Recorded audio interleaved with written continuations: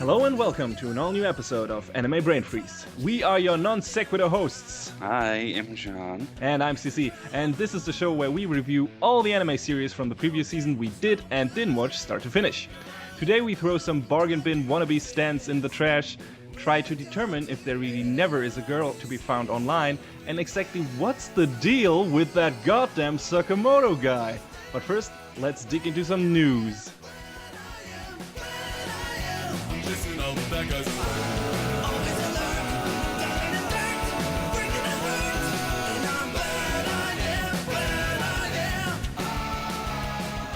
Alright, short disclaimer in the beginning of the news segment here. We are not affiliated with Anime News Network, but all our news items, or at least most of them, are pulled directly from that source because it's a good site and we are lazy. So if you want to check out even more anime and manga news, please check out animenewsnetwork.com. Yeah, John, what do you have for us today? Regalia is back. Oh yeah, well, not quite. Well, I mean, I haven't watched yet, but I guess they kind of recut the first few episodes as well as making changes and whatnot to better convey parts of the story. They said they were even like adding scenes and changing lines and whatnot. So, also aside from improving the overall animation quality, apparently. Yeah, I mean, from hearsay, I've heard that the mechs are now CG, which is a little disappointing. But you got to do what you got to do, I guess. That is a big turnoff for me, actually. Wow, I didn't know that. Oh, that's a shame. We'll have to watch it and report back. Yeah, but I didn't know that. Oh my God, no! I was so happy that those were, done in classic animation. Yeah, it sounded like that's really something the director wanted to do, but I guess it wasn't really realistic for their timetable. Apparently, yeah. God damn it, that's a shame, really. I really appreciate the show for going the classical animation route for its mecha, because that's not a thing that's, done regularly anymore. I'm hard pressed to find any show that's still doing that aside from Gundam. Yeah, pretty much. That's the one. Yeah, and fuck. That's a downer. Oh well, maybe the rest of the show is heightened a bit in terms of quality. I sure hope so. I mean, it's interesting just in terms of how that came about, and that the director was like willing to do that, and that people let him do that. Like, let's start. Basically, let's retry and start over, and we see if it works. If it worked out, probably in a review of the show, and we're gonna talk about that more then, I guess. But yeah, for now. The first... Wait, how many episodes aired in the first one? They aired 4, so okay. They picked up just this week. This recording, well, that's right. The re-airing of the first episode was September 1st, so we won't get a new episode until September 29th. Okay. Well, time to revisit the old episodes and see what they changed, and I really hope the CG mechs don't look too shitty. But yeah, we'll see. That's always a gamble. It is possible for CG to not look completely terrible. So yeah, I mean the CG in the Gundam the Origin, the CG mechs in that looked great when they made use of CG. Really fluid animation, and that's my most my biggest gripe. It's as always the more choppy stuff, and they didn't use choppy CG, low frame CG for the mechs in Gundam the Origin. So I don't expect Regalia to have that kind of CG quality because it's a TV show, and that other one was an OVA. But we'll see. Yeah, it's really tough because when you're comparing a TV to an OVA, a TV series to an OVA, it's like apples and oranges, really. Yeah. I mean, they're shitty looking OVAs too. A lot of them. The one that immediately springs to mind is one of the Hunter x Hunter OVAs. Oof. Its first run, Greed Island, final looked atrocious. But yeah, we'll see. I'm definitely going to check out the show and see if it got better or maybe worse. That's to be determined later in an actual review. What else? What else do you got?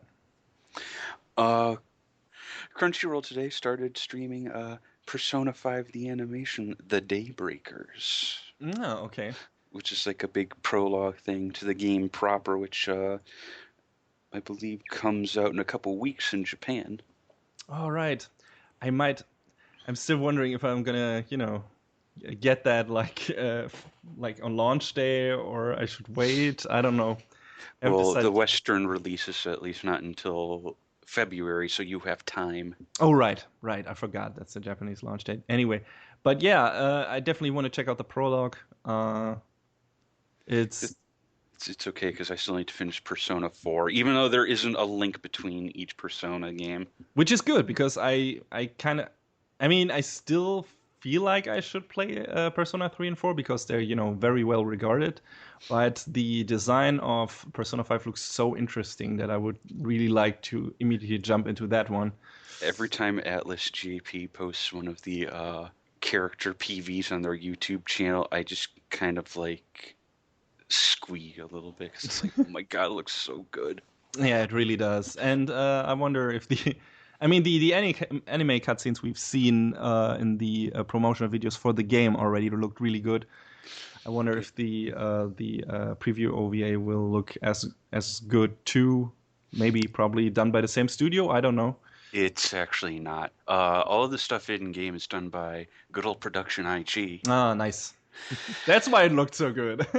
and the OVA is done by A1. So well, hope, hopefully it's not terrible. well, if it's running on a on a game budget, or if some of that cross promotion budget went into the production of this one, maybe it will look all right. Maybe Sega handed them a larger bag of money than Capcom handed them for Ace Attorney. Yeah, yeah, it's it's that's a good point. I mean, if it was done by Bandai Namco, they're willing to give a bunch of money for their production, as can seen with Tales of Zestiria: The Cross. So. We'll see. Well, that was also UFO table. Yeah, still. I mean, Because, I mean, if you want to talk the link between A1 and Bandai Namco, look to the 2012 Idolmaster and how they just went like 150% in on it. so it could turn out well. I mean, just because it's A1 doesn't mean that they're going to totally bullshit it. And like I said, if there's a strong game franchise behind this, maybe we'll actually get to see something great out of them again. Animation wise, we'll see. I mean, the episode is online right now on Crunchyroll.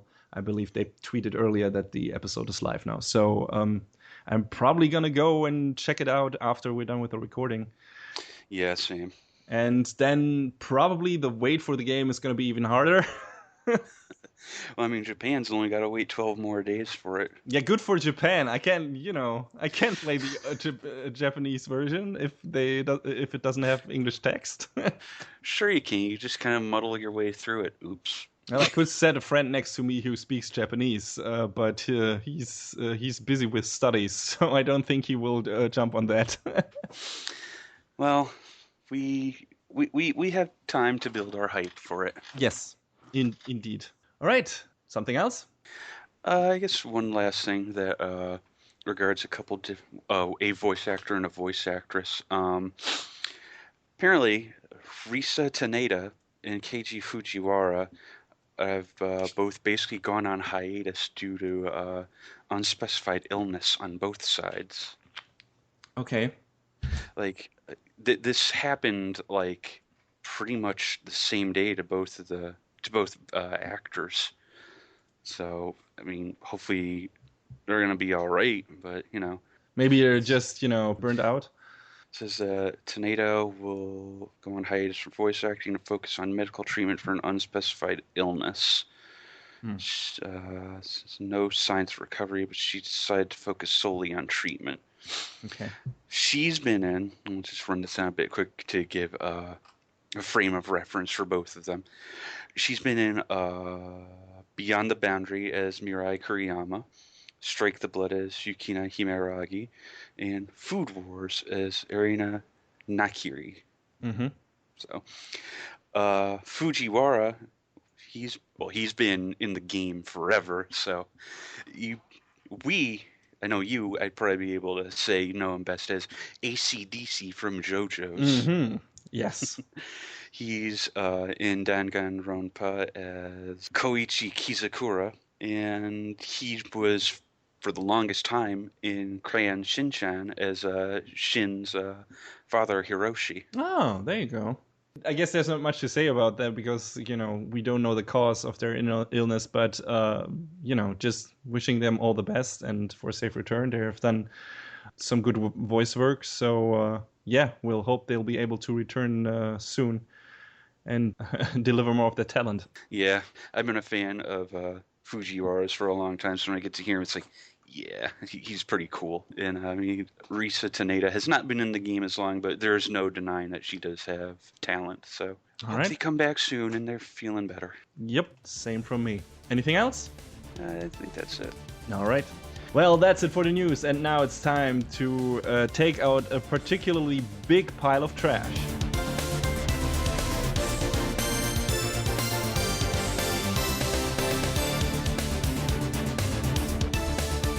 So there's this guy called Eiji Hoshimiya, and he has a little problem. 10 years ago, a fairy gave him the power of a so-called order. Orders are like kind of supernatural beings who grant the wishes of their users. And apparently, Eiji, for whatever reason, wished for the world to be destroyed. Because that's exactly what happened. Since then, he naturally has been despised by the survivors and therefore refused to use his power. However, he is forced into action when his little sister, Sena, is captured and abducted by another order user called Rin Kurenai. He reluctantly joins her group, the so-called Group of 10, whose goal seems to be to make Eiji the puppet leader of an independent Japan under their control. But as Eiji soon finds out, there is much more to the motives of the Group of 10 and his past than he expected. So, this incredibly convoluted summary belongs to a show called Big Order. It's based on a manga by Sakae Esuno, who wrote Future Diary, or Mirai Nikki as it's called in Japanese. And I haven't watched that show or the manga, but I heard it's a horrible thing, which is very dark and violent and disgusting, and yeah. But a lot of people like it apparently.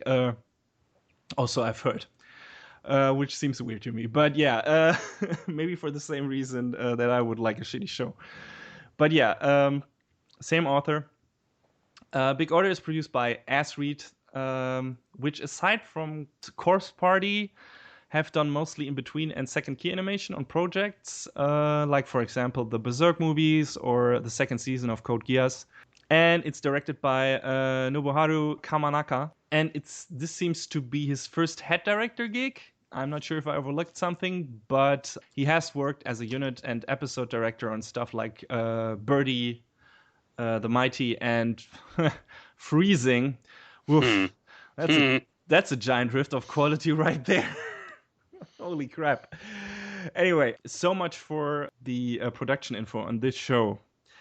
Let's get into the actual review. No, first I need to preempt this with a bit of information about my anime viewing habits. Bear with me here. Uh-oh. I sometimes like to watch really horrible shows. If they're so consistently bad that they are, in my eyes, hilarious.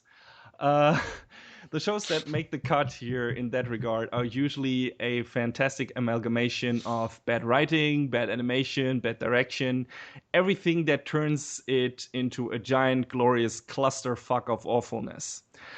And one of the things that keeps me engaged the most in those shows is my morbid curiosity. I want to see how bad it can get, how deep the rabbit hole goes, and if there's another shitty plot twist or character looking around the corner to make me laugh, stuff like that. I'm interested in those kind of shows.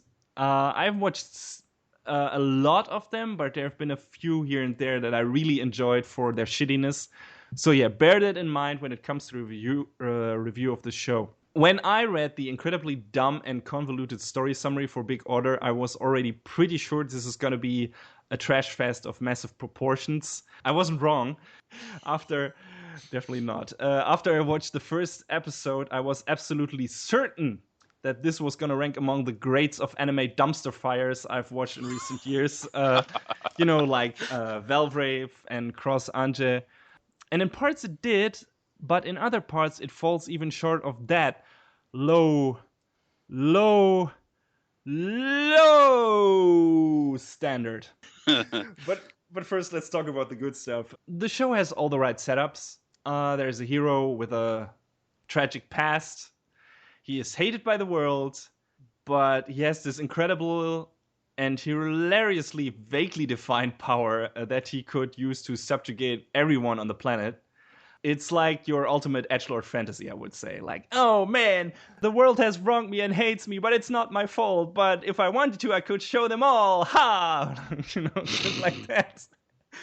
And yeah, that immediately appealed to me. It's like, oh my god, this is so dumb. This is like a dumb, shitty setup, and I'm probably gonna enjoy the fuck out of this if it's done right. And of course, as one does with these kind of shows, he has a little kind of sickly sister that he wants to protect that is obviously not directly related to him. And of course, since this is a bad anime, she wants to fuck him. And spoilers, they actually do in this show. Oh my god, are you serious? Yeah, it's not even like talked around. They actually do. But I expected this to happen. There are a lot of outlandish, colorful characters with really weird order powers in the show, which, gives you a lot of variety. In a way, obviously, with this kind of show, there are a lot of tits thrown around here, which is not necessary, but doesn't hurt either because it gives the series a very fitting sexploitation vibe in a way, and I don't know, that just fits with the theme and everything, and the excessive violence that the show has as well. So it all fits together in that regard. The theming, works. And the most important part for me, when I, go into the endeavor of watching these kind of shitty shows, there's a lot of unintentional comedy gold in there that makes you either laugh out loud or slowly shake your head in amazed silence. One of my favorite scenes, I just want to give you an example of the unintentional comedy here, is when we learn. Obviously, we have, unintentional comedy in terms of bad animation and, shitty acting and everything, and stupid story moments and stuff like that. But one of my favorite scenes is when we learn about how Keiji met his sister Senna in a flashback. And he talks about how he spent time with her in the hospital. And then we see Senna, and then on the lap of that 4-year-old child rests a book by Friedrich Nietzsche. I remember you talking about this.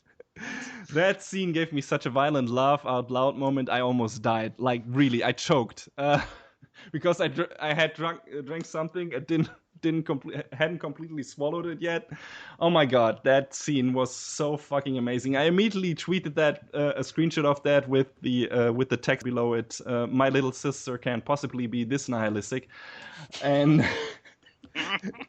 And yeah, this is wow. Stuff like that is abound in the show, and I cherish it and I adore it, and I think that's great. This is what I watch these shows for.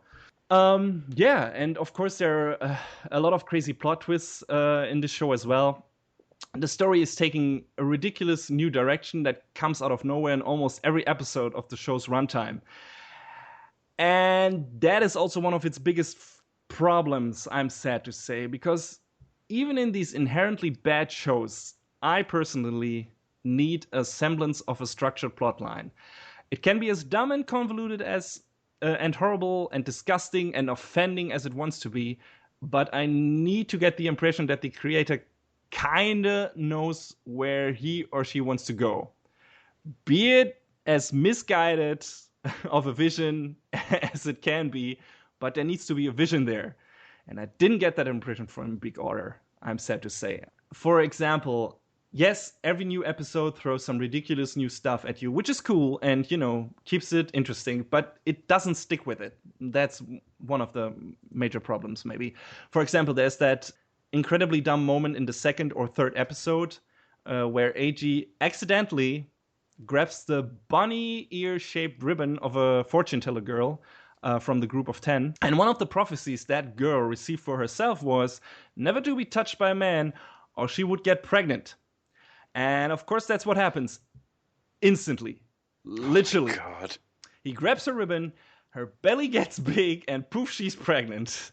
In itself, that is a hilarious what the fuck moment. And I liked it quite a lot, but it's only used to make the situation in that moment more dire for Iggy because he has to get her out of the danger now because they're in a battle, yada, yada, yada. And then that weird plot point that had great potential to become even more ridiculous and dumb gets immediately dropped in the next episode. Because she, just imagined being pregnant or it was a ghost child or whatever, and it's never brought up again. And that happens constantly. New characters are introduced to the already way too crowded and underwritten cast of people in the show on a regular basis in a way that makes them seem important, and then they immediately disappear from the show again. Yeah, that's that's problematic, even for a show like that. And say what you will about Valvrave and Cross Ange, and there's a lot to say about the shittiness of those shows. but at least they had a somewhat defined cast of characters. Horrible characters, yes, but you got to know enough about them to maybe care or sympathize with at least one of them. And they had a somewhat coherent plot. A hilariously stupid coherent plot, but still, in general, there was a feeling of focus in those shows. Big Order has no focus whatsoever, I feel. Like, I constantly got the feeling, okay, the creators of the show are making shit up on the fly, like with each new episode. Okay, where are we gonna go with the story today? Oh yeah, let's do this and then bring this new order in, and it makes no sense whatsoever. But let's just try it and throw something at the wall and see what sticks. And if it sticks, we're gonna tear it down in the next episode. So yeah, it's not focused enough. Even just in terms of consistency, you would expect that at least the two main characters had some sort of consistent plot line, but even those two shitty main characters get, their history and characterization pretty much completely rewritten by another plot twist at the very end of the series. So even there, you don't really have any consistency whatsoever. And yeah, that's problematic. And then we have the orders themselves, which, are kind of varied, but also pretty inconsistent in terms of how they are used. Of course, they are just, lame-ass CG versions of the stands from JoJo's Bizarre Adventure in the first place. But even then, the powers are completely random, and often they are just defined by what kind of loophole they offer to get around the supposedly overwhelming power of Eiji's order, because he can make people do what he wants, basically, by infecting them with his order's power. He's kind of a bargain bin Lelouch. And yeah, they pretty much redefine the scale and, the effect of his power in each new episode. And it's like, oh, well, last episode he only could do that. Well, this episode he can do that as well. And as long as he wishes for it, it's all good. He can do that. And it's like, okay, what the fuck? And in the beginning, it's like, oh, there's no order that can even, remotely, breach his power. And then later on, oh, we got this order that cancels out his power. And we got this order that cancels out his power. And like, okay, what the fuck? It's like they entirely missed the point of JoJo's Bizarre Adventure and how each stand was essentially overpowered, but in a different way from all of the others. Yeah, exactly. That was one of the most interesting things, figuring out how to beat this new stand and what are his characteristics, what are his weaknesses. If it's an overly strong stand, what even is his power, with the world? When you watch that for the first time, you didn't know, much like the characters. And yeah, that was the fun part about it. That was the interesting part. And you have nothing like that in Big Order. It's like, okay, what shit gets thrown at AG in this episode, and what kind of bullshit does the story pull out of its ass to get him make him get over again? Yeah, Just keep on pushing that Deus Ex Machina button. exactly. This show is Deus Ex Machina to the max, and yeah, that's kind of at one point you just lose interest, even if you had very little to begin with and were only interested in the hilarious and shitty parts. It's like the show is not interesting enough in the other fields and cannot sustain itself just on its unintentionally hilarious parts. That's the problem. Like, for me, those shitty shows always need to have a bit going on in the other departments as well, in the story departments, in the animation departments, speed, whatever, in the character departments. But it can't just be the unintentional comedy itself. That's what I watch it for. But still, there needs to be something in those other parts as well that keeps me going. And Big Order sadly didn't have that. It only had the unintentional comedy part and the shitty, dumb writing, and that wasn't enough for me.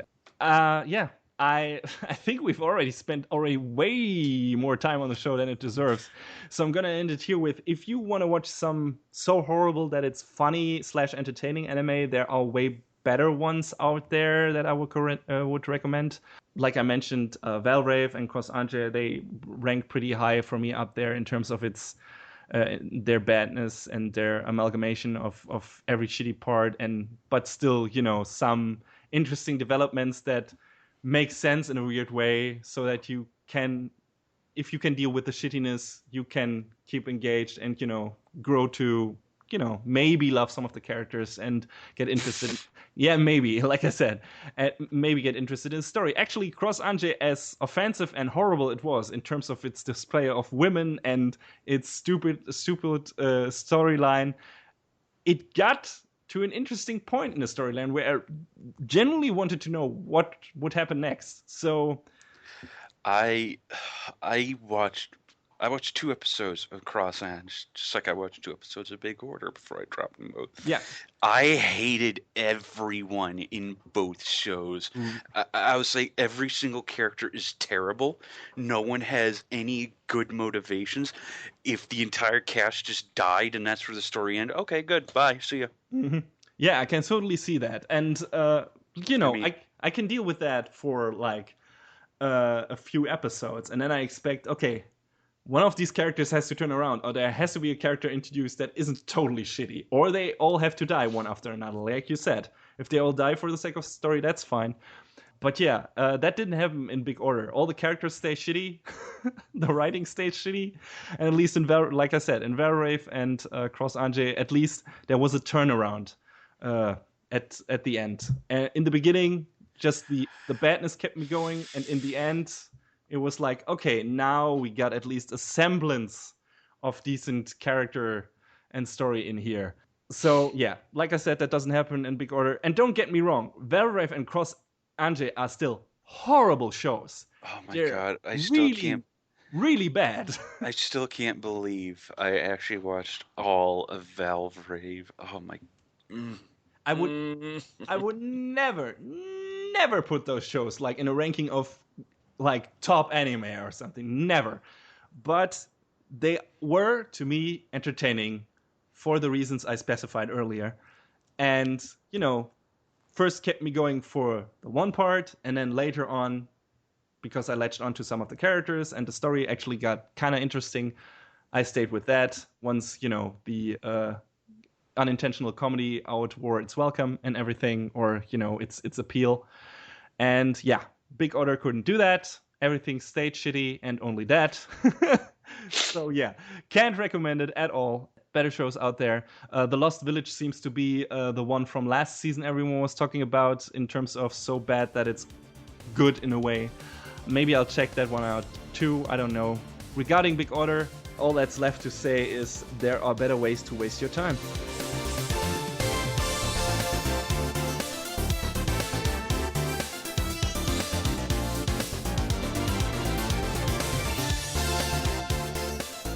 There's certain black holes of anime subgenres that I've tried not to delve too deep into as of recent. Mm-hmm. One of them is the good old light novel adaptation. I was about to say, and you always failed, at least in the past.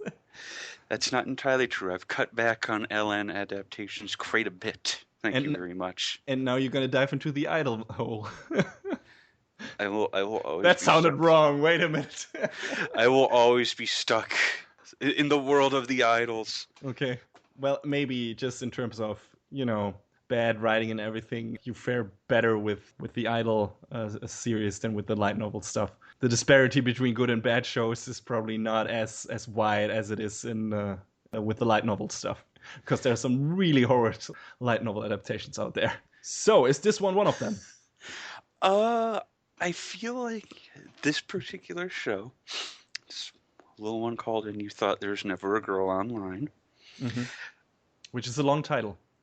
It's even longer in Japanese. Mm-hmm. Oh. They usually are. But I feel like this one was actually decently entertaining for what it was. Mm-hmm. It's again another dark hole that I jump into, falls into the rom-com subgenre. Mm-hmm. I know you hate that. Not one of my favorites, yes. And I mean, I kind of like watching one every once in a while. It's like, I don't know, I feel like the characters are at least somewhat interesting in some of them.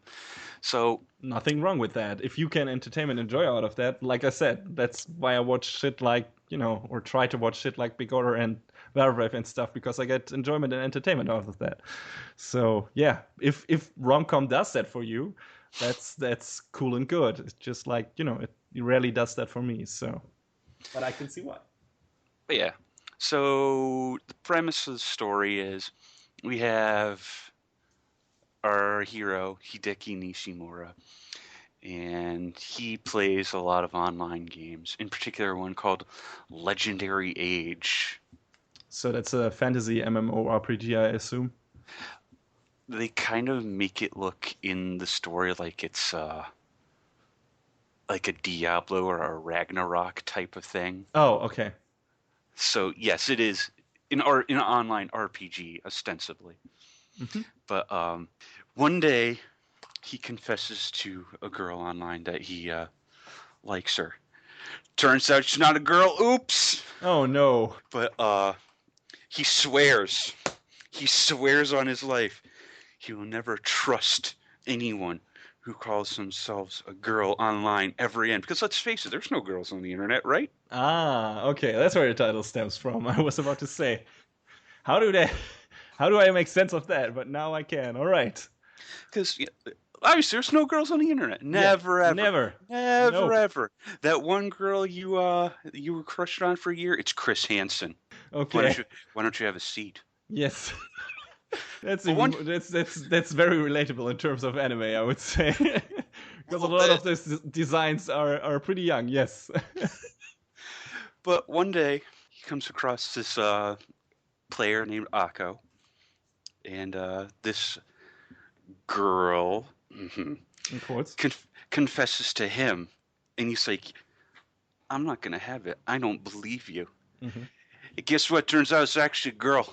All right. And he has a lot of trouble coming to terms with this, but kind of eventually accepts, okay, all right, so I guess there do exist girls on the internet, and this one's got the hots for me. Akko is kind of a quirky girl, though, and kind of has trouble distinguishing between what's real and what's in the game world. Oh, no. Yeah, and she's very much a loner, shut in, who has trouble communicating. So he and his other guildmates, whose characters in the game are male, but hey, guess what? They turn out to be girls in RL. What the fuck? So there are only girls online, apparently. Pretty much. But they all sort of band together to help Akko sort of figure out, hey, you can't treat the real world the same as you do the game world. Oh, so, okay, wait. So this is an intervention anime? Yes and no. So because wait, is it all played for laughs? Is it lighthearted comedy, or is there like, or does it venture into like dark places like Watamote did? Because that she's also kind of a shut in and everything, and yeah, does it go there, or is it just it haha, all her quirks are very funny, and it never is anyone hurt? it kind of tries to get to that. Mm, I feel like it doesn't quite get to the levels of real, like painfully real that Watamote does. mm. Because let's face it, that show, Yes, that's there's a little bit of self-reflection in yeah. that show. If you lived your life as a nerd, you can relate to a lot of stuff in that show, painfully so. But yeah, no, this particular show doesn't quite get to that, but it does kind of touch on that sort of thing where it's like, you can't just live your life sitting in front of a computer screen all by yourself. I mean, sure, you could try, you give your damnedest shot, but you gotta be in the real world at some point. So part of the story is a struggle with getting Akko to even just go to school. Oh boy. And she's so hot on Hideki that she calls they get married in game, like how many MMOs you can do that. Uh-huh. And Hideki is like, well, why can't we, just be boyfriend and girlfriend, that sort of thing. But Akko insists that, well, isn't that a downgrade from being your waifu? And So it's that she wants to be like already be his wife in real life. pretty much wants to be the homemaker so that she can stay at home and still play her online video. And I mean, that's the surface story. They kind of touch on other things like trust in an online relationship because there's one point where someone assumes Hideki's identity online, Hmm. and it gets to a point where it's like maybe that person who you thought you knew very well is actually someone else.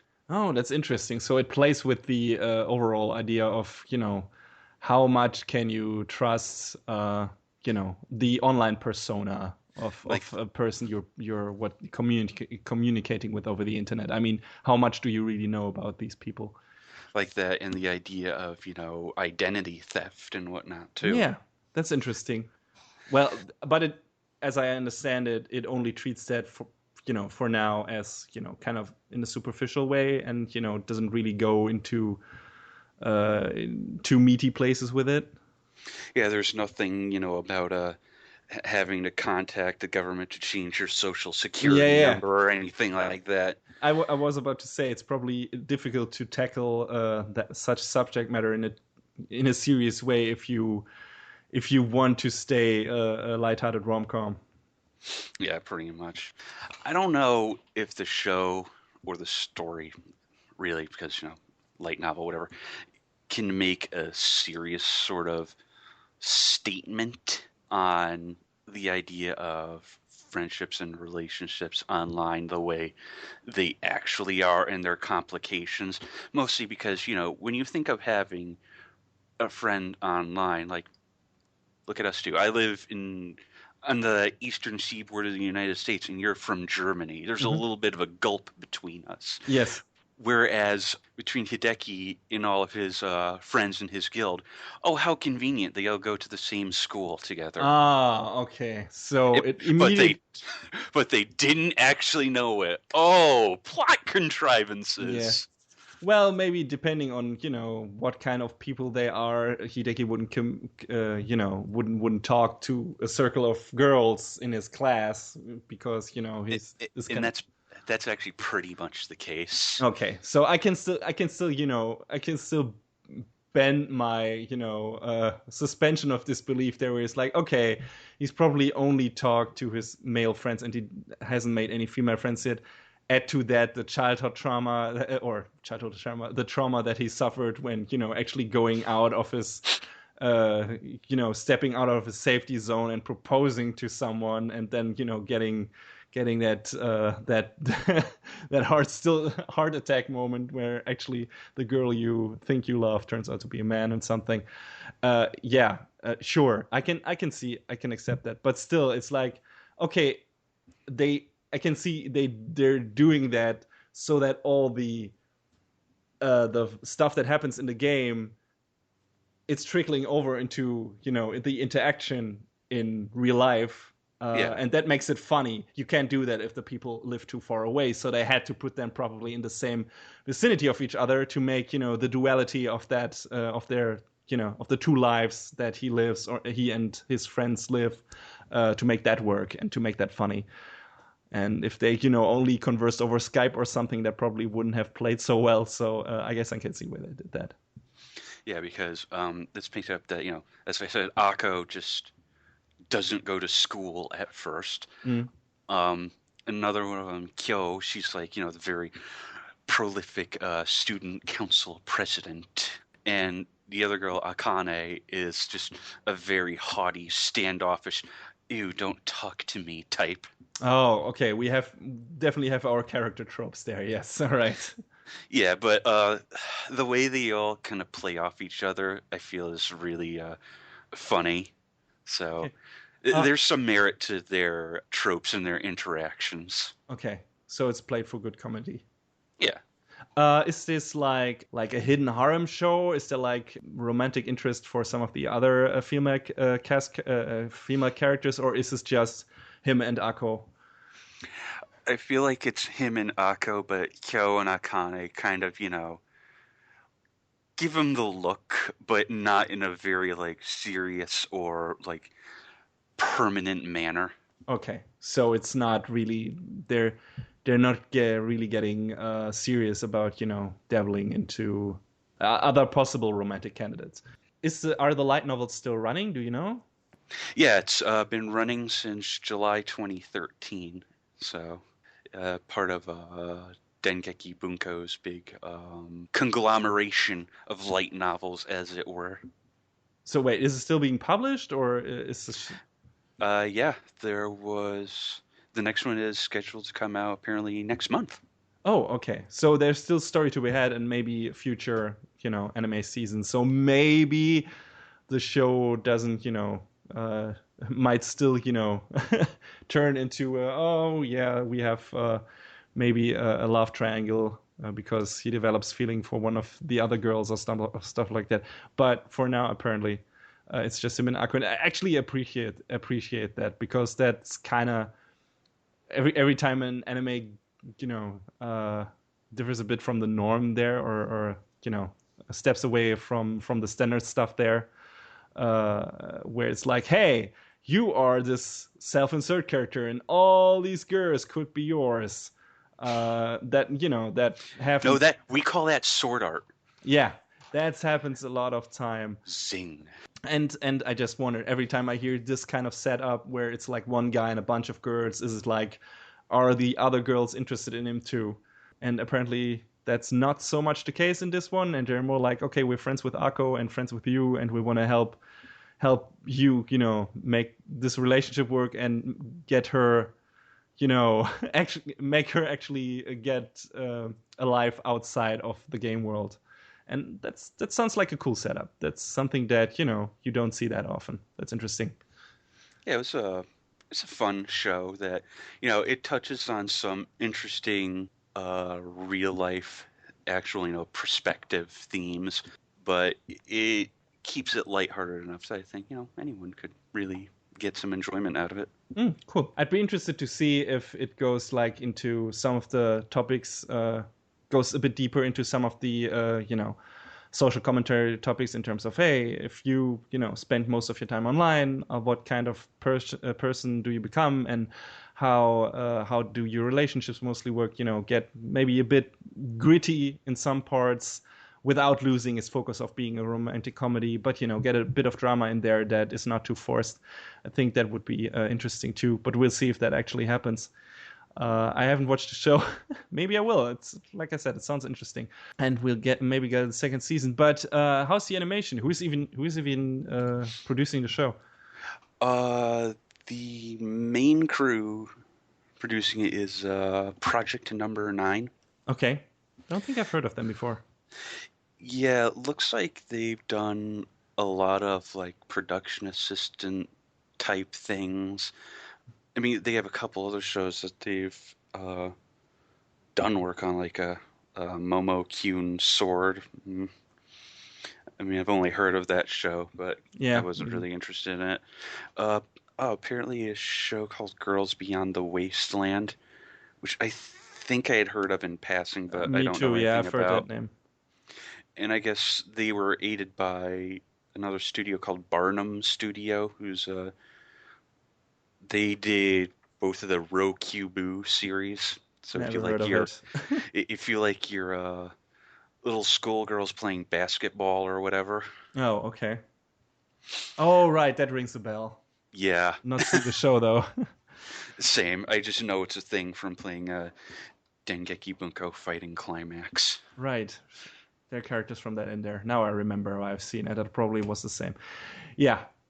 Speaking of, that's right. Akko and Hideki, I think, were added to the second version of that game. So there you go. Okay. So I might have even seen them. That's interesting. Are there like action beats in the show where they like fight in the game world, or is it mostly focused on the comedy in real life once they get the initial setup out of the way? There is a bit of interaction in the game world because there's one part where they like do this big PvP event. They show them going on a couple of dungeon runs. So, they do touch on that a bit too, just to establish that, hey, they do actually play the video game. Yeah, makes sense. Because, if they showed absolutely none of that, it would be like, okay, all right, so do they actually play the game? Yeah, exactly. Or... You have formed this deep connection in the game, but we never see you actually play in the game. Yeah, that would be weird. Yeah, so I feel like they touch on it enough to establish that yes, they do indeed play video. I don't believe I talked about the original creator is someone by the name of Shibai Kineko, and it looks like this is their only work. So yeah, I guess. I mean, but they still got writing off on the novels apparently. yeah, they got off on a pretty interesting foot with this story, though. It's because it's fun and it's enjoyable. So yeah. So who would you recommend the show for then, like in general? I guess if you want, that sort of rom-com type thing. Yeah, if you want like a fun rom-com show, or if you want your cutesy moe girly characters, they're there. But beyond the surface appeal, I feel like it is an enjoyable story. All right. Yeah, it sounds definitely, like an interesting setup for for your standard rom-com, that's not too worn out. So yeah, maybe even though it's not my genre, I might check it out just because of the setup, because that sounds kind of interesting. And if they try to talk a bit about the themes we talked about, that could be interesting. We'll see. Are you gonna watch the second season if we get one? If they announce it, sure. All right. Okay. But such is the case with many LN adaptations, that doesn't always happen so readily. It's kind of a miracle that Konosuba is coming back next year. Okay. Speaking of LN adaptations, but I don't fully expect this to come back. If it does, it'll be a nice surprise.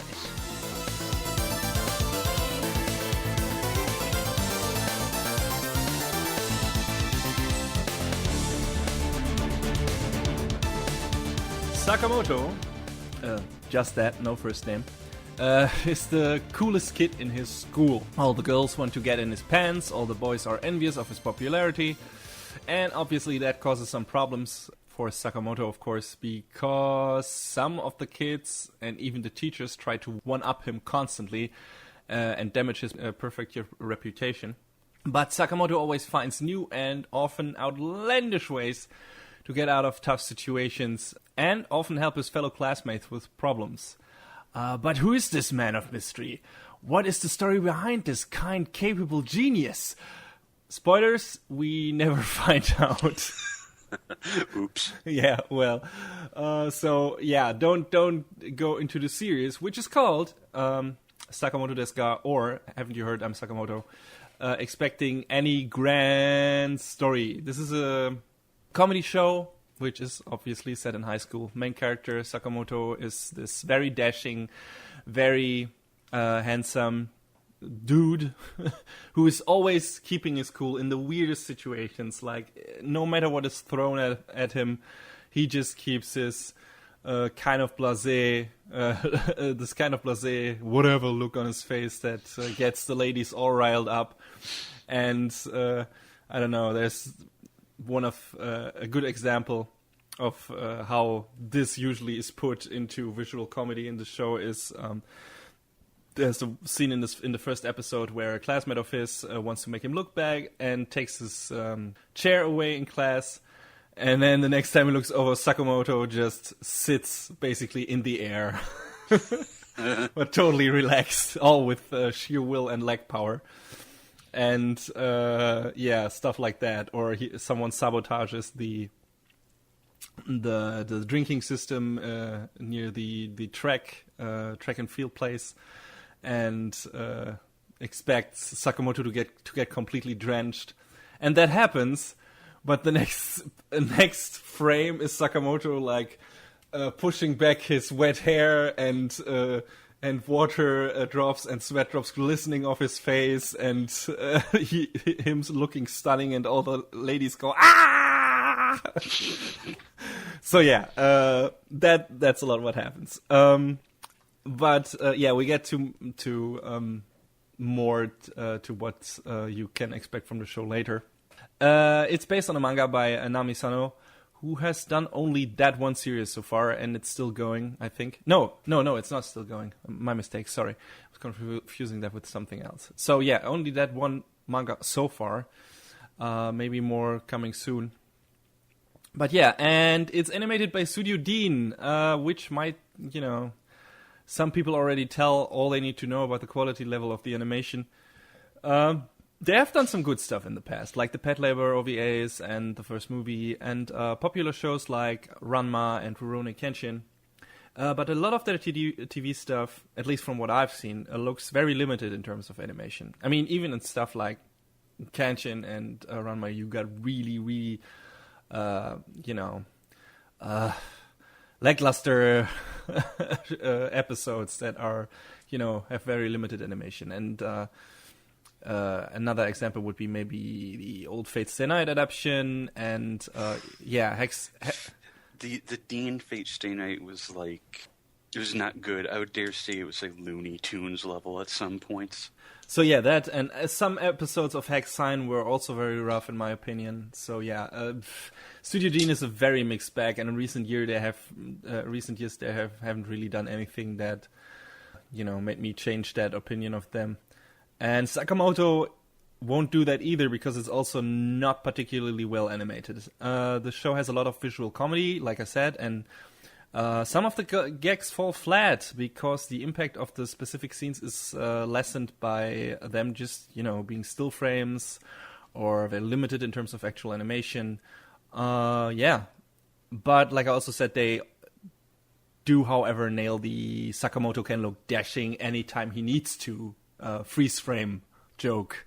With lots of sparkles and sunbeams and detailed facial expressions and stuff like that. So yeah, that happens a lot in the show, and those usually work.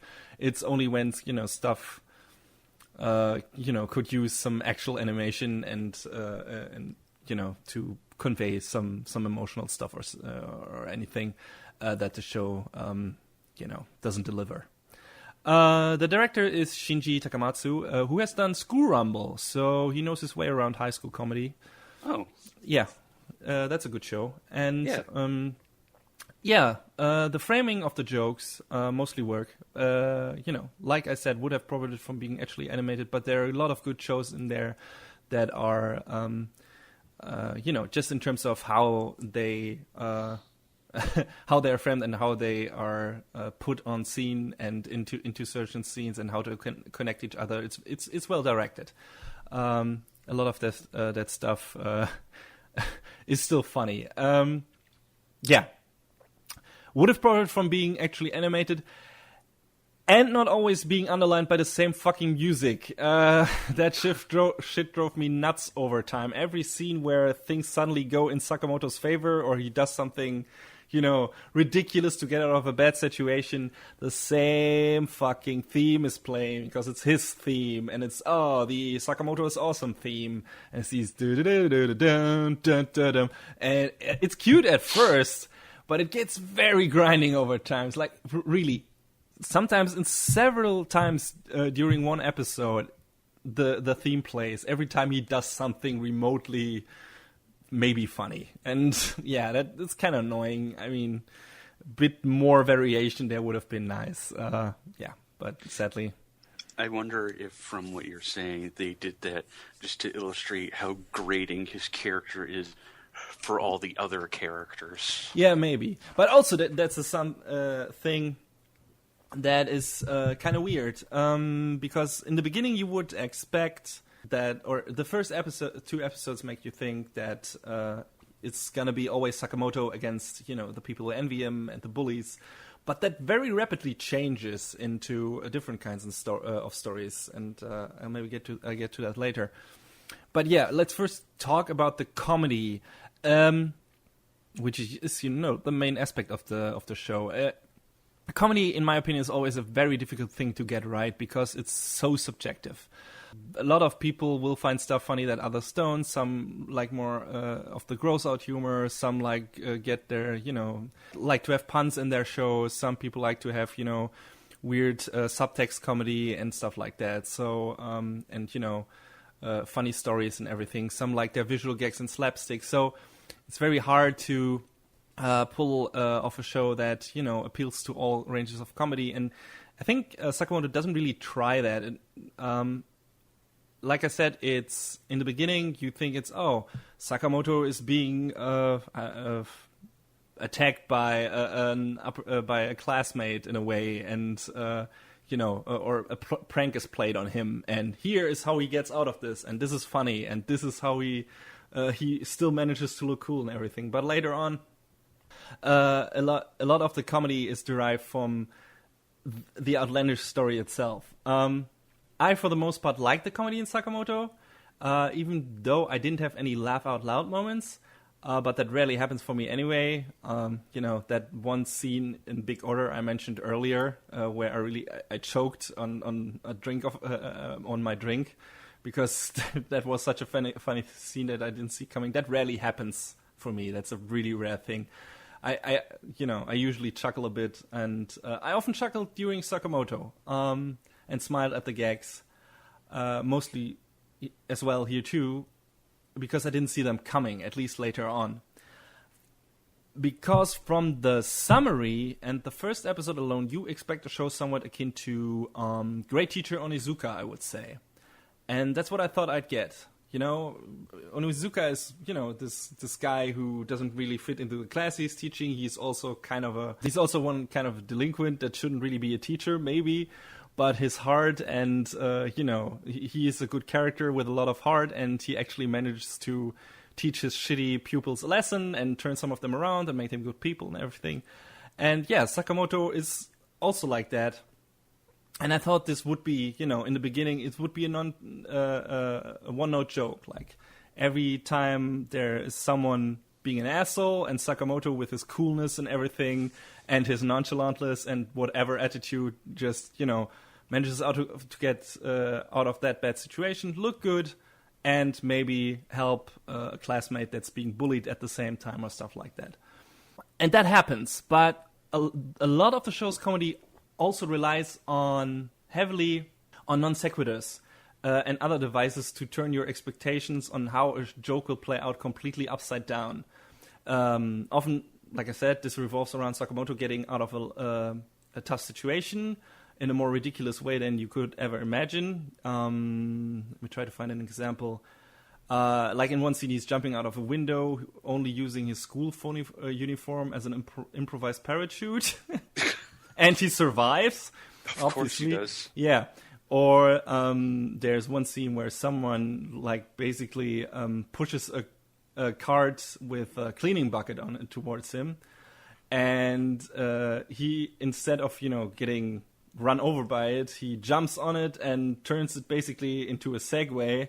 He rides down the school hallway while looking incredibly relaxed and cool doing it and being cheered on by his classmates and girls. That was a great scene. But yeah, stuff like that.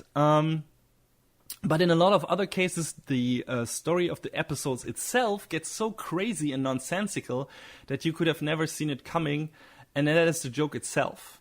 Like, it's hard to find an example there without giving too much away, but I'll take this bit from an episode as an example, which is also a good example for another weird thing that happens in the show that I didn't see coming, is that a lot of the humor gets very dark sometimes.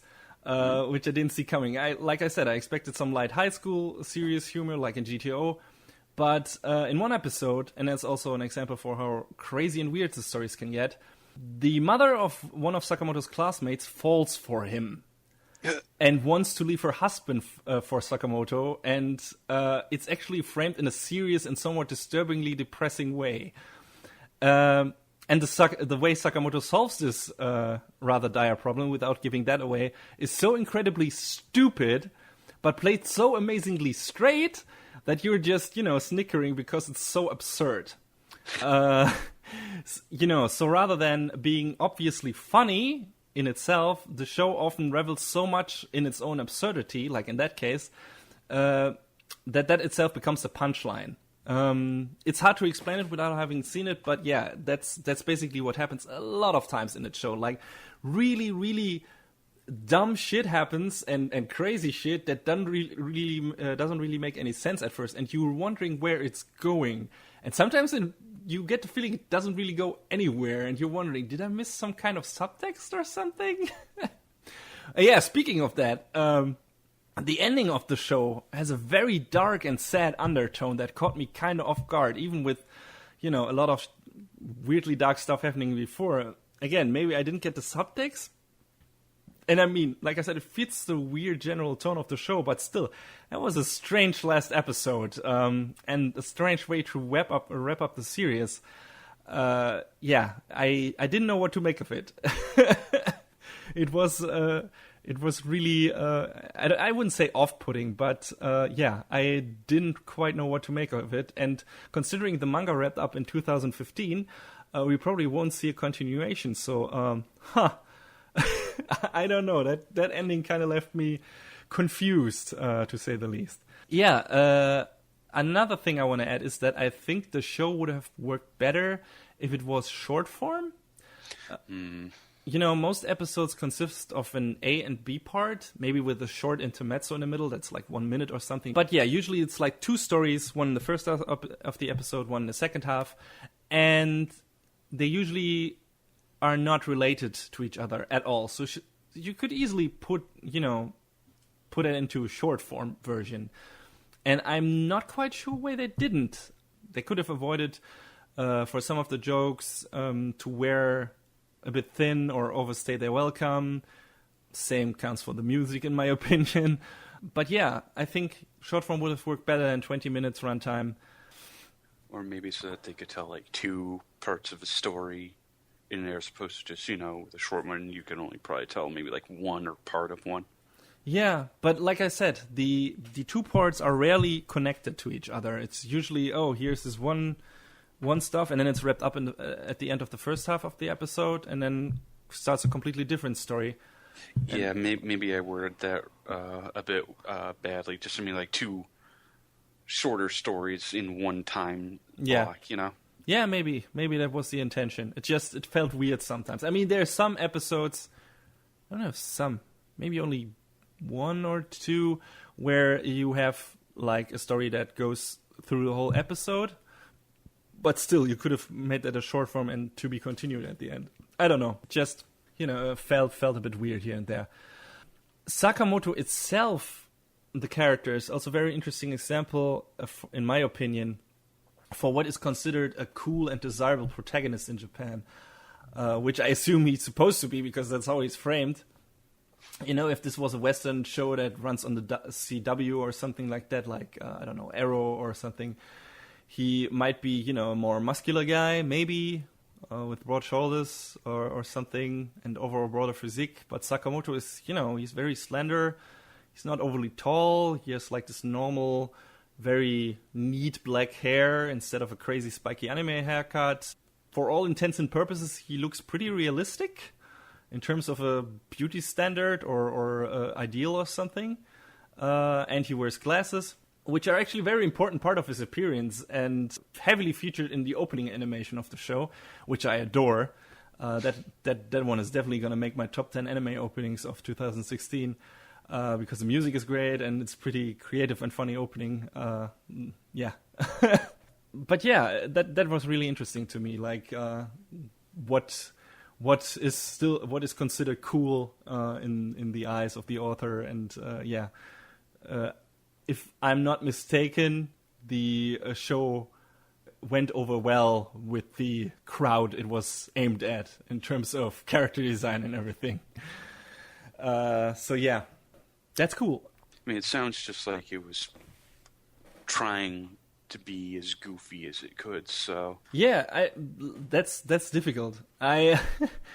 Sometimes it was really goofy, and sometimes it felt like there was this underlying seriousness that was trying to tell me something about a specific subject, but either I was too oblivious or it was too, I don't know, I had to dig too deep. But like I said, with the stuff with the ending and some of the darker episodes, like, okay, the show is the show trying to tell me something through subtext that I don't get. And yet, the humor itself is, aside from the visual comedy and sometimes slapstick, it's very non sequitur. It's very absurdist comedy. So yeah, it's hard for me to say who to recommend this show to, because it can be so strange and off kilter. Pretty sure a lot of people will find nothing funny in the show. So I'd say maybe check out the first 1 to 3 episodes. Not only the first one, because that kind of gives you the wrong impression that Sakamoto will spend the entire series runtime fighting off bullies, which is so not the case. Like I said, the series takes some very weird turns. I don't know. If you get nothing out of these first few episodes that keeps you engaged or entertained, there's probably nothing for you later on either. It's a special brand of funny. I enjoyed most of it, but I totally get why someone would quickly drop this one, because some jokes are not for everyone.